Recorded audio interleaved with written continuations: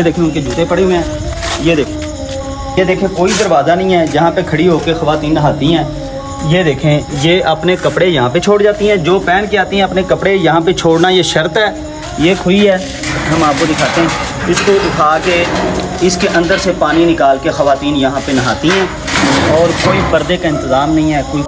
السلام علیکم۔ گجرات کے اس علاقے میں یہ سما مولا کا علاقہ ہے، لکھا ہے جی بدلتی ہزاروں کی تقدیر۔ دیکھیے اتوار کے روز نا یہاں پہ آج آئے آپ کو اندر دکھاتے ہیں، خواتین آتی ہیں، بے اولاد خواتین جن کو اللہ نے اولاد نہیں دی، وہ یہاں پہ آ کے یہ ایک کنواں ہے، کھوئی ہے، اس کو پنجابی میں ادھر کہتے ہیں، اس میں سے پانی نکال کے وہ یہاں پہ نہاتی ہیں۔ اور ان کا عقیدہ یہ ہے کہ ہمیں یہاں پہ نہانے سے اللہ تعالیٰ اولاد دے گا۔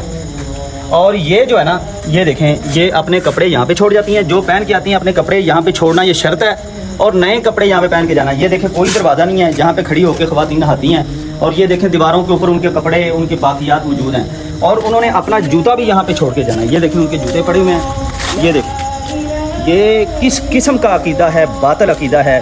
اور اللہ سبحانہ و تعالیٰ کی ذات جو چاہتی ہے بیٹیاں دے، جو چاہتی ہے بیٹے دے، اور جو چاہتی ہے دونوں کو ملا کے دے دے، بیٹیاں بھی دے اور بیٹے بھی دے، اور جس کو چاہے وہ عقیمہ اس کو بانجھ کر دے۔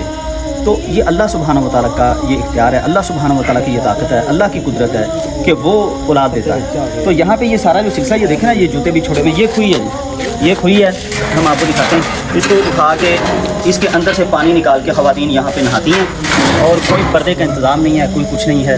تو یہ کیا ہو گیا ہماری قوم کو؟ یہ مسلمانوں کا یہ کام ہے، یہ مسلمان کر رہے ہیں یہ سارا کچھ، اور اولاد حاصل کرنے کے لیے اس طرح کے کبھی عمل، کفریہ عمل۔